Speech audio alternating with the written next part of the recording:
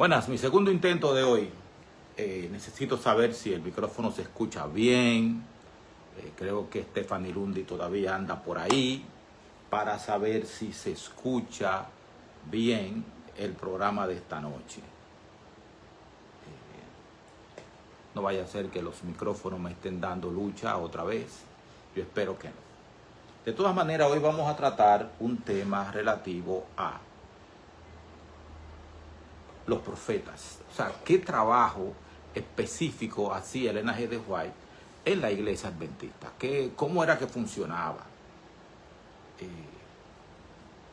Un segundito, déjenme ver, confirmar por mí mismo que se me está escuchando. Hoy estamos fuera de horario y hasta fuera de todo.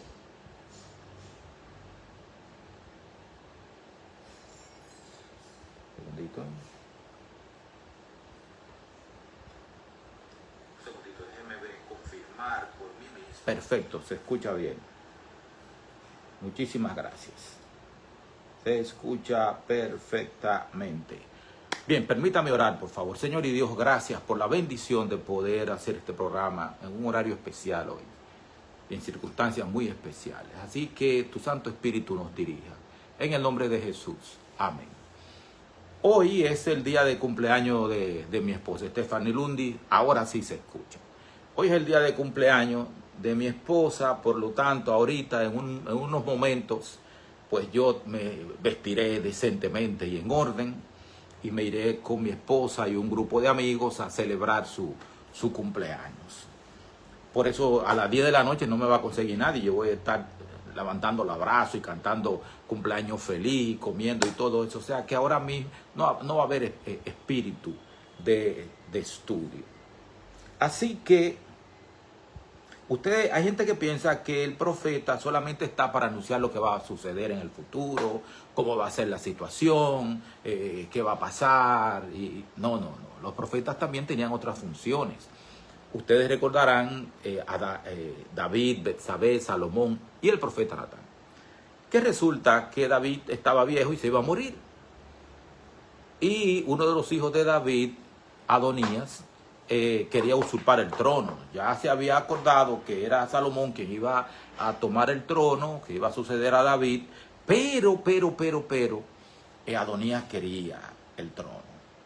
Si Adonías llegaba a tomar el trono, que intentó hacerlo, hizo una fiesta con Joab y toda esa gente, y el sacerdote, creo que Sadot. Dios le bendiga a mi hermano Alejandro Sosa, a usted y a su esposa. Entonces, Salomón y Betsabé iban a morir. Los iban a tener tenidos por culpables y los iban a matar. Así que Natán fue donde Betsabé le dijo: ve, habla con David, que ponga a Salomón en el trono, porque si no lo pone, tú sabes que tanto tú como Salomón van a ser asesinados. O sea, fue una recomendación que no tenía nada que ver con el futuro así de profético, sino con cosas, situaciones políticas, puramente administrativas de gobierno que le iban a costar la vida. Así que Betsabé fue donde David mandó a llamar a Natán y en ese mismo momento resolvieron y pusieron a Salomón en el trono, estando David vivo todavía. O sea, David abdicó a favor de Salomón para que no lo mataran, porque lo iban a matar desde que él muriera. Así que nosotros sabemos que Elena G. de White hizo muchas contribuciones que no tuvieron nada que ver específicamente con profecías, sino con asuntos puramente administrativos y doctrinales de la iglesia adventista. O sea, Elena G. de White su contribución no solamente fue que escribió El conflicto de los siglos, Patriarcas y profetas, Profetas y reyes y 100.000 páginas más. No fue solamente eso, sino que ella hizo contribuciones. Ella no era teóloga. Sin embargo, sus visiones y escritos ayudaron a consolidar creencias. Ella no escribió las doctrinas. Creo que solamente intervino en lo que tiene que ver con la reforma pro salud. No escribió doctrina, pero confirmaba o corregía mediante lo que los adventistas llegamos a conocer como inspiración profética. Miguel Ángel Rivera Sosa Lo vi ayer en un buen programa hablando y me encantó. Entonces, en momentos en que algunos adventistas se enfocaban más en la ley o en el santuario, Elena G. de White enfatizó repetidamente a Jesús como el centro del mensaje adventista. Ella enfatizó la línea del mensaje adventista. Sí, hay que tomar acciones y con firmeza. Elena G. de White lo hizo. Más adelante hay un capítulo en este mismo. Manuel Abreu, muy bienvenido. Hacía mucho que no te veía. Yo le doy seguimiento a la gente que me sigue. Más adelante vamos a ver cómo ella actuó rápidamente para evitar la crisis de 1901 a 1903. Elena G. de White tuvo que intervenir fuertemente en la organización de la iglesia. Ustedes saben que los primeros adventistas del séptimo día venían de congregaciones que los habían perseguido porque ellos habían sido parte del movimiento milerita y ellos venían de otras congregaciones metodistas, la conexión cristiana y todo ese tipo de cosas. Me hicieron una entrevista a Miguel Ángel Rivera Sosa y hablamos precisamente de historia denominacional. Entonces, volviendo otra vez a mi tema, muchas gracias Miguel Ángel. Entonces, no querían organización. Ellos querían, muchas gracias Manuel Abreu, se lo diré a mi esposa, ellos no querían organización, porque habían sido perseguidos en sus iglesias porque siguieron a Guillermo Miller. Entonces ellos no querían una estructura organizativa que los persiguiera más adelante. Y se oponían a la organización.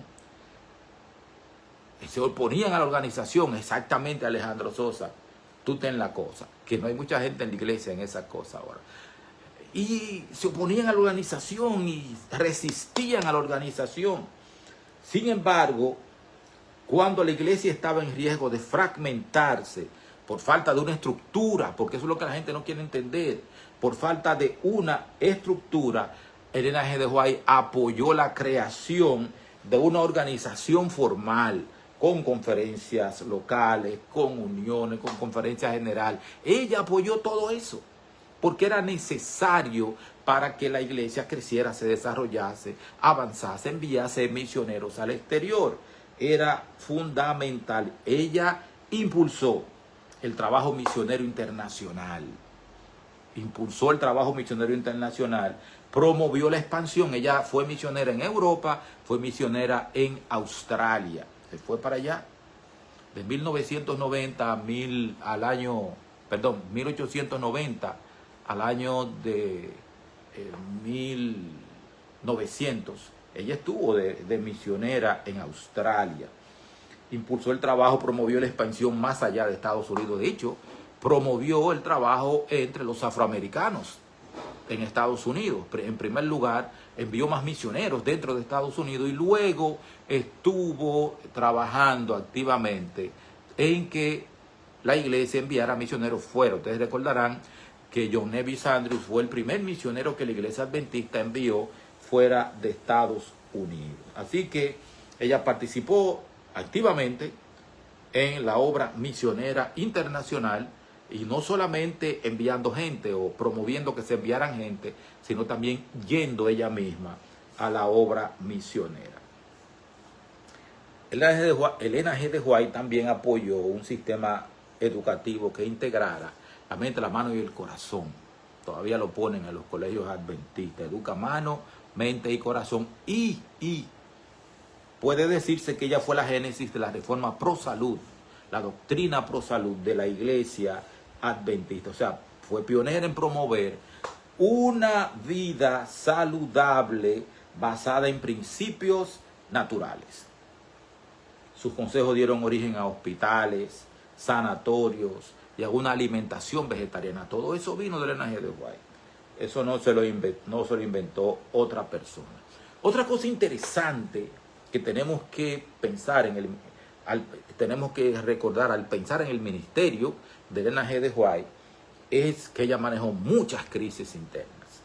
Si ustedes creen que la iglesia adventista tiene crisis internas ahora, la alienación de la mujer, la teología de la última generación. Pues la teología de la última generación viene de viejo. Son esas cosas que de manera recurrente los hermanos se meten en eso, en la iglesia. Hay muchísimas cosas que nosotros vivimos reeditando. Tenemos el asunto del arrianismo, el antitrinitarismo, que el Espíritu Santo dice que no es Dios, y ese tipo de cosas. Nosotros vivimos reeditando eso. Pues Elena de White enfrentó varias crisis. Por ejemplo, después del chasco de 1844, estábamos perdidos. Los adventistas estábamos perdidos. Y ella ayudó a apuntalar proféticamente la interpretación de el santuario. Vamos a ver qué me dice Alejandro Sosa.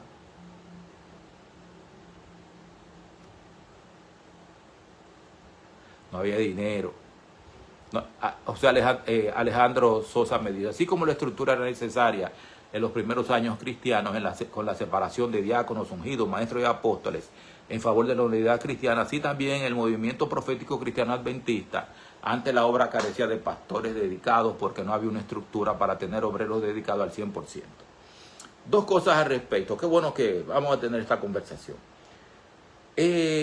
Ustedes recordarán que hemos tratado aquí que John Nevis Andrews, siendo pastor, tuvo que abandonar el ministerio. ¿Por qué John Nevis Andrews y John Lomborus también abandonaron el ministerio? Se estaban muriendo de hambre. La iglesia no tenía para pagarles. Ellos tenían mucho trabajo como pastores, pero estaban en la ruina económica, y no solamente eso, no tenían para sostenerse ellos mismos. Así que ellos abandonaron el ministerio pastoral adventista y se fueron a Ohio a trabajar en la tienda de un tío de John Nevis Andrews. Allá fueron Elena y Jaime White a buscarlo para que volvieran al ministerio, porque realmente eran útiles para el ministerio. Y así luego se le encomendó a la iglesia de Battle Creek establecer un sistema. John Nevis Andrews fue parte de la comisión que trabajó en eso, un sistema para el sostenimiento de la obra. Reina Manzanares, bienvenida, para establecer el sistema de la obra. Pero el sistema que se estableció, vamos a decir 1860, 63 por ahí, para 1900 ya ese sistema no daba. Para 1900, Robert García, ministro, ¿cómo está?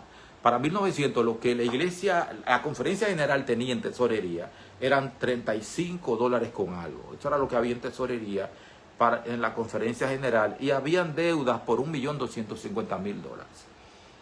O sea que reformas había que hacer. Entonces, para 1844, cuando ella tuvo su primera visión, fue para fortalecer el núcleo de adventistas, milleritas, guardadores del sábado que se habían quedado unidos.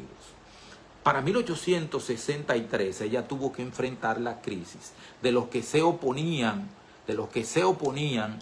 a la organización. Ella tuvo que enfrentarlos con testimonios, con escritos. O sea, hay muchos escritos donde la hermana White apoya la organización porque es necesaria.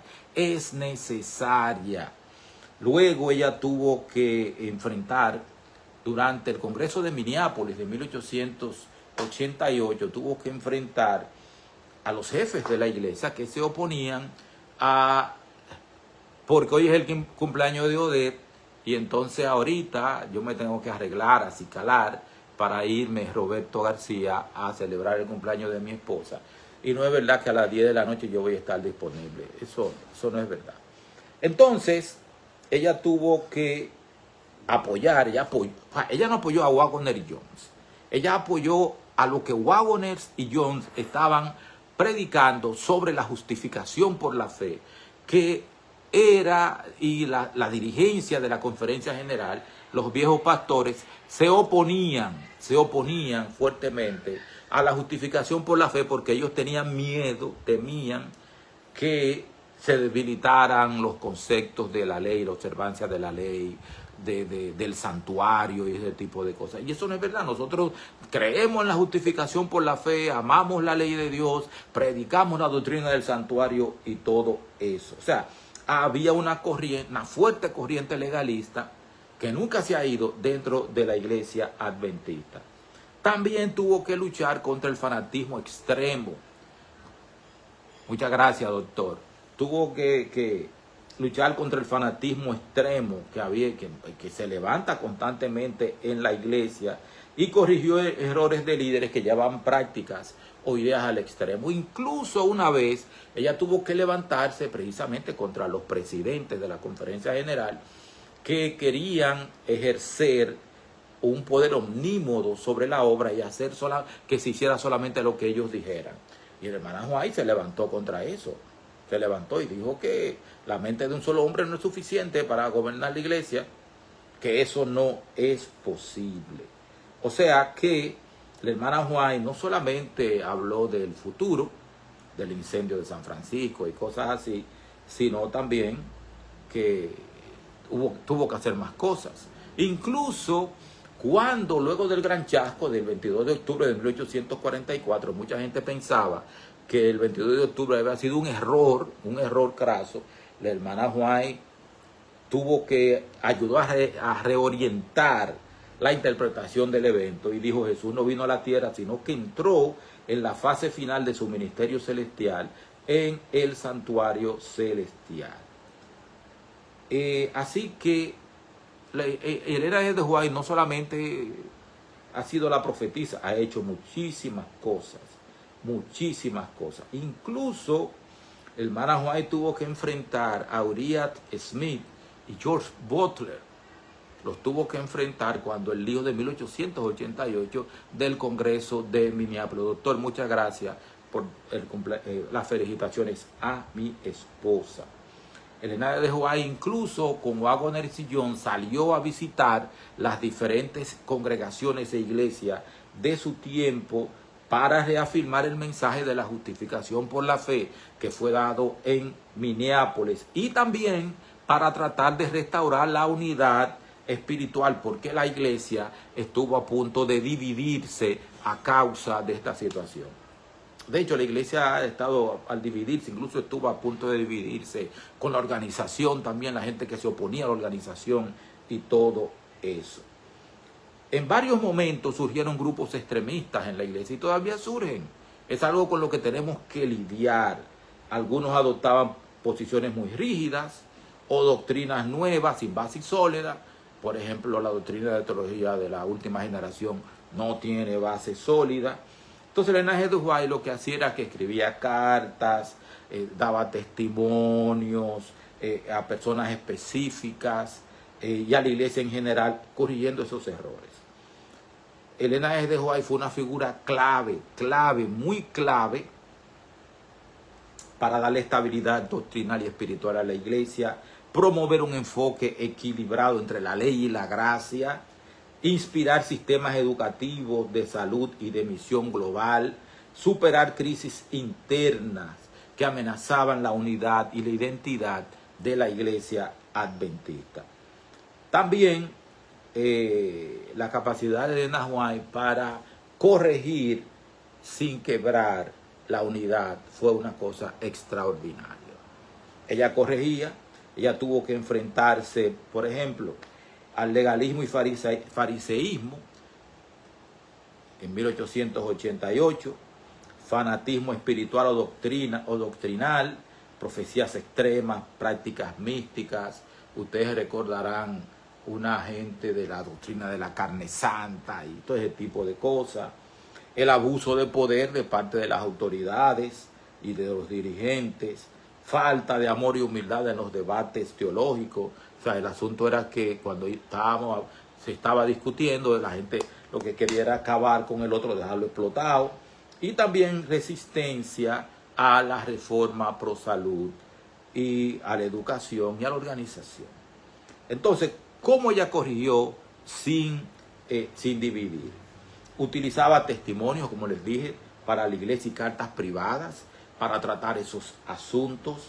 Aunque hablaba con franqueza, nos dice, lo hacía sin ridiculizar ni desautorizar públicamente, buscando siempre restaurar. Parábolas de Jesús, el capítulo 26. Si veis que alguien yerra, no lo humilléis, sino orad por él y tratadlo con ternura. Solange Vázquez, muy bienvenida. Otra vez, exacto, lo de la puerta cerrada. Si veis que alguien yerra, lo voy a repetir, no lo humilléis, es una lección para mí. Sino orad por él y tratadlo con ternura. También utilizaba más una apelación espiritual, más que una confrontación personal. Yo estoy hoy tan temprano porque mi esposa cumple años. Entonces, como ella cumple años, ahorita nos vamos de parranda a celebrar su cumpleaños. Y entonces lo hice más temprano para no dejar en el aire el tema. Muchas gracias, que disfrute y que sea de bendición al grupo pequeño. En lugar de crear bandos, llamaba a todos, incluso a sus opositores, a una renovación del carácter cristiano. Buscaba puntos en común, aún en medio de la diferencia.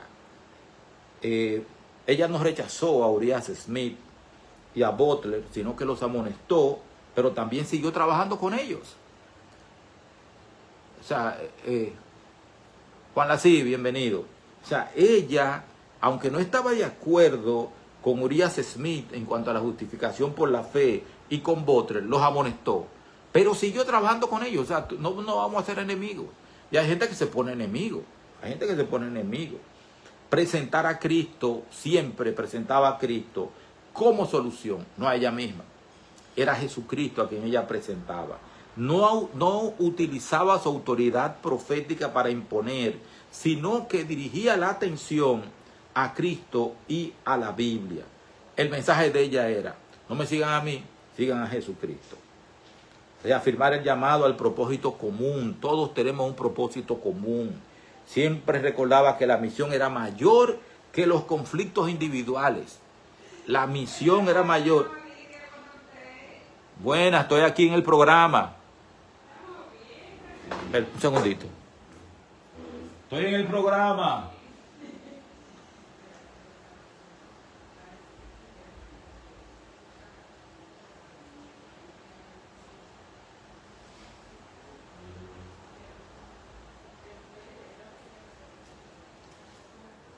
Perdón, son programas en vivo, no puede ser de otra manera. Esa actitud es la que debemos tener hoy en el liderazgo y en la comunidad de la iglesia, unidad aún con diferencia. Es así, Alejandro, pero hay mucha gente que no acepta eso. Gente que no acepta eso. Esto mantenía la unidad del propósito, incluso cuando había diferencias. La unidad del propósito, de la misión, aun cuando haya diferencias. Eso es así que se hace. Los desacuerdos sobre la justificación por la fe en el Congreso de Minneapolis fueron grandes. Y ella apoyó a Wagner Sillón, como dije, que enfatizaba la salvación por la fe en Cristo, no solo la obediencia a la ley. Reprendió a los líderes legalistas, pero no los expulsó ni los desacreditó públicamente. Durante los años siguientes viajó por todo Estados Unidos junto a Wagner y Jones, enseñando el mensaje de la justificación por la fe con paciencia y con humildad. ¿Cómo? Con paciencia y con humildad. Hay un amigo mío que tiene que aprender a tener paciencia y un poco de humildad. Finalmente, muchos líderes reconocieron sus errores y se restauró la unidad doctrinal. Eso es fundamental. Entonces, con respecto a la corrección con amor, ella escribió en Manuscript Release, tomo 9, página 236 de 1889. No hay necesidad de hacer una guerra en defensa de la verdad. La verdad es suficientemente fuerte para sostenerse por sí misma. Presentad la verdad como está en Jesús. Dejad que el Salvador sea exaltado. Eso es así que se hace. Elena también reprende el espíritu de controversia agresiva de algunos líderes sin atacarlos directamente, sino recordando que Cristo debe ser el centro del mensaje.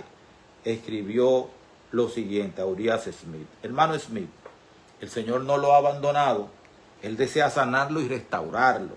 No permita que un espíritu de resistencia lo aleje de sus hermanos. El Señor quiere obrar en su corazón para que esté en armonía con sus obreros. Carta 14 de 1889. Eso es así. Entonces, Elena G. de White no encubre el error de Uriah Smith, pero tampoco lo condena. Ofrece esperanza, ofrece restauración, apelando a la reconciliación, no a la exclusión. Y eso es poderoso, es algo que nosotros tenemos. Yo personalmente tengo que asimilar. Hay gente que se siente superior cuando está liderando.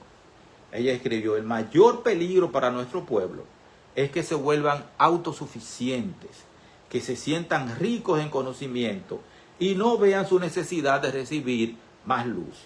Cuando se cierran las puertas a la corrección, se cierra también la puerta a Cristo. Review and Herald, 7 de diciembre de 1890. Una crítica fuerte, pero general, que llama al arrepentimiento, sin acusar con nombre y apellido, muestra cómo el orgullo puede volverse un obstáculo espiritual. Voy a leerlo otra vez. Pastor Manzanillo, muy bienvenido, muchas gracias. El mayor peligro para nuestro pueblo es que se vuelva autosuficiente, que se sientan ricos en conocimiento y no vean su necesidad de recibir más luz. Cuando se cierran las puertas a la corrección, se cierra también la puerta a Cristo. Review and Herald, 7 de diciembre de 1890. ¿Cómo se deben manejar las diferencias doctrinales? Ningún hombre ha de erigirse como juez de sus hermanos. Cuando hay diferencia de opinión, acudamos a la palabra de Dios con oración, con humildad, y el Espíritu Santo será nuestro maestro. Testimonios para los ministros, página 500. Me gusta siempre repetir este tipo de citas así, para yo grabarla. Ningún hombre ha de erigirse como juez de sus hermanos. Cuando hay diferencia de opinión, acudamos a la palabra de Dios con oración, con humildad, y el Espíritu Santo será nuestro maestro. O sea, promueve un método para resolver conflictos. Estudio bíblico, oración, humildad y dependencia del Espíritu Santo. Eso es fundamental. Fundamental. Otro, sobre el deber de corregir, pero con amor y paciencia. O sea, hay que corregir. No se puede dejar todo el mundo manga por hombro, pero hay que corregir con amor y con paciencia. No es el plan de Dios que su pueblo permanezca en el error, pero aquellos que sean llamados a corregir deben hacerlo con espíritu de mansedumbre, recordando que también ellos son susceptibles de error. El Ministerio de Curación, página 494. Ahí es donde, ustedes saben, ahí es donde como que no hay grasa entre hierro y hierro, porque muchas veces el que va a corregir se sienta en una silla más alta, una silla que solamente le pertenece a Dios. Pero hay mucha gente que cuando van a señalar y acusar de que tú estás en pecado, tú pecas todavía, o tú comes carne y cosas así, se sientan en la silla del juez, y el Señor es el juez de toda la tierra. Entonces, tiene que haber un equilibrio entre autoridad espiritual y humildad personal. Si no hay esa mezcla entre autoridad espiritual y humildad personal, no corrija, quédese callado, trágueselo, porque entonces usted va a hacer más mal que bien. Entonces, resumiendo, porque ya hay que prepararse para irse para la guacherna del cumpleaños de mi esposa. ¿Qué hizo Elena G. de White? ¿Qué hizo única Elena G. de White? Ella no tenía miedo de decir la verdad. No tenía miedo de decir la verdad. Ella fuáquete. Pero siempre buscaba restaurar, no destruir. Ella le decía la verdad inclusive a los presidentes, secretarios, tesoreros, todo el mundo. Se lo decía. Pero ella buscaba restaurar, no destruir, que es lo que mucha gente busca cuando llama la atención, destruir. Su estilo de corrección reflejaba el modelo de Cristo. Ni yo te condeno, vete y no peques más. Oye, tú estás haciendo eso mal. Es para que tú te corrijas que te estoy escribiendo, que te estoy hablando. O sea, aquí Elena G. de White actuó.